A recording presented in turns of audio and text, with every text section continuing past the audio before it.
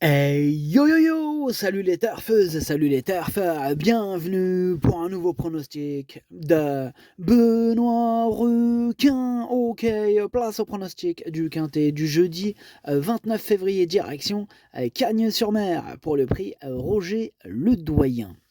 3 attelés, 2925 mètres, 16 partants, réunion 1, course 1, indice de confiance 2 sur 5 et un rendement de distance de 25 mètres à partir du numéro 9. Alors cette vidéo je la tourne avant l'arrivée du quintet de ce mercredi, je reviendrai dessus demain. Ok, c'est parti, on commence le pronostic et on commence avec le numéro 1.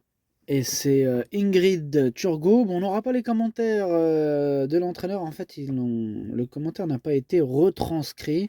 Mais voilà, ce qu'il en dit, c'est qu'il vise une. D'après lui, son Ingrid Turgot, là, son numéro 1, il est capable de terminer 4-5e. Hein. Voilà ce qu'il dit grosso modo. En tout cas, moi, ce numéro 1, je l'ai gardé, mais effectivement en fin de combinaison. On passe au numéro 2, Instinct d'âme. On écoute Hansen Eric Bando. Instinct d'âme, il s'est retrouvé un peu trop tôt devant un Cagne le 10 février. Je le trouve de mieux en mieux au fil de ses sorties. Là, il retrouve un bon niveau, il est bien engagé, en tête. S'il peut courir à l'économie dans un dos, il est capable de sprinter fort. C'est une belle opportunité. En tête, il a ma confiance pour terminer à l'arrivée. Bon alors, ce numéro 2, lui aussi je l'ai retenu, mais en toute fin de combinaison. On enchaîne avec le numéro 3, El Paso d'Ocagne, et on écoute Jean-Marie Roubaud. El Paso d'Ocagne a dû en faire trop dans le parcours en dernier lieu et a logiquement cédé. Il est bien placé en tête, mais il y a de sérieux clients, notamment parmi les 6 ans. S'il prend une 5e place, ce sera déjà très bien. Bon, ce numéro 3, moi je l'ai pas retenu, mais c'est lui le chef et le capitaine de ma petite liste des possibles casseurs de tickets repérés, attention. On enchaîne avec le numéro 4, Les Weekend, et on écoute Romain Derieux. Les Weekend vient de s'imposer à 2 reprises sur le parcours de bonne manière. Depuis, il a entretenu sa forme et paraît toujours aussi bien.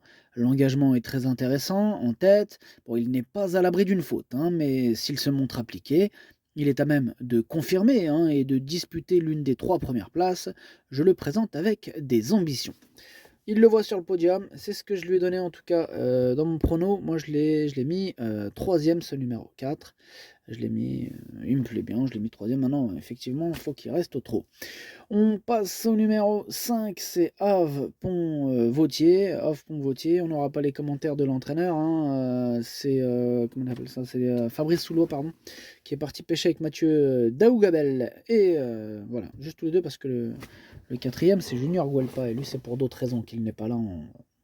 On reviendra sur son cas après. Bref, ce numéro 5 me plaît beaucoup, il fait partie de mes préférés, il peut frapper un grand coup, il peut même batailler, il peut même gagner cette course. Ce numéro 5, je l'ai mis 2e. On enchaîne avec le numéro 6, Elan Darkwell. Et pareil, on n'aura pas les commentaires de l'entraîneur, comme on l'a dit tout à l'heure, c'est Mathieu Daougabel. Il est parti pêcher avec son pote Fabrice Soulois, amusez-vous bien tous les deux. Ce numéro 6, lui, par contre, je l'ai pas retenu, c'est un regret. C'est mon 2e cheval de complément en cas de non partant. Attention. On passe au numéro 7, Harley Gemma, et on écoute Marc Sassier. Harley Gemma, il a tapé dans la roue d'un rival, alors qu'elle avait des ressources la dernière fois. Bon, cela c'est mal mis. Depuis, j'ai axé sa préparation sur ce bel engagement en tête. Piste plate, elle ne sera que mieux. Elle ne devrait pas être dérangée par le long voyage. Avec la bonne course, j'attends de la voir lutter pour la victoire. Ah, il est chaud, Marc Sassier. En même temps, il y a de quoi. C'est une première chance, ce numéro 7. Harley Gemma devrait frapper un grand coup. C'est mon préféré. Je l'ai bien sûr installé en tête. On passe au numéro 8, Fanji Okobo. Et on écoute Pierrick Lemuel. Fanji Okobo reste sur une sortie encourageante à Vincennes, alors qu'il effectuait une rentrée après 2 mois d'absence. Il a gagné en condition depuis et l'engagement à la limite du recul est idéal, mais l'opposition est relevée. Les Wiccan, Pont-Vautier et Harley Gemma, pour ne citer que, seront difficiles à devancer. Nous allons devoir nous contenter d'une petite place. Alors, ce numéro 8, du coup, lui, je ne l'ai pas retenu, c'est mon gros regret. C'est lui mon cheval de complément en cas de non partant, donc attention, possible cassage en vue. On enchaîne avec le numéro 9, Haribo du Loisir, et on écoute Jean-Marie Roubaud encore et encore. Haribo du Loisir, il est arrivé il y a quelques semaines, mais il n'a pas de course intéressante à son programme. Bon, cette tentative va lui permettre de gagner en conditions physiques. Ses ambitions sont très limitées. Bon, clairement, ce numéro 9, on va pas s'attarder sur ses chances, je l'ai écarté. On passe au numéro 10, Gamble River, et on écoute Kevin Tonnerre.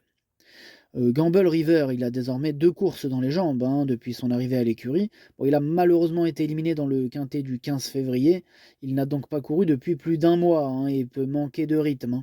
Cela dit, il est allant et bien souple à l'entraînement. Il y a de sérieux clients, notamment au premier échelon. Nos ambitions se limiteront aux petites places. Eh oui, on rend la distance avec ce numéro 10, d'ailleurs même avec le numéro 9, on ne l'avait pas dit, mais il rend la distance aussi. Bref, ce numéro 10, lui je l'ai pas retenu, mais il est en plein milieu de ma petite liste des possibles troubles faits. On enchaîne avec le numéro 11, Éolien de Chenu, et on écoute Yannick Alain-Briand. Éolien de Chenu, il a très bien tenu sa partie dans le prix Jules Roucaïrol.